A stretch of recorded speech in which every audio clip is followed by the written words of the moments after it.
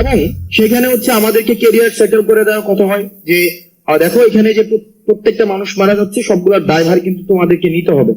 তা আমাদেরকে বারবার বলা হচ্ছে যে বিদেশে, এবং আমাদেরকে বলা হচ্ছে যে দেখো তোমরা যদি সেটেলমেন্টে আসো তোমাদের যে কেরিয়ার ওই কেরিয়ার হচ্ছে আমরা সেটেল করে দেবো, তোমাদের বিদেশে বলো দেশে বলো যাই বলো না কেন। এবং ওনারা আমাদেরকে বলছিলেন এই ভদ্রলোকের কেরিয়ার অলরেডি সেটেলড, কিন্তু আমরা কোনোভাবেই নেগোসিয়েশনে যেতে চাচ্ছিলাম না এবং আমরা কোনোভাবেই বসতে যাচ্ছিলাম না।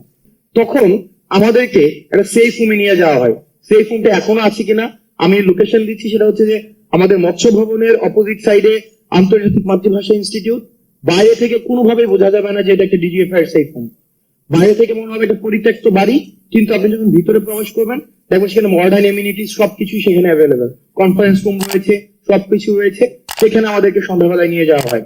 দেন পরবর্তী 2 দিন আমাদেরকে সেখানে মানে আটকে রেখে যত ধরনের ফোর্স করা যায়, ভার্বালি ফিজিক্যালি যত ধরনের, এবং রাষ্ট্রে এমন কোন আইন প্রয়োগকারী সংস্থা নেই যারা আমাদের সাথে ওই সেই ফোমে বসে নাই।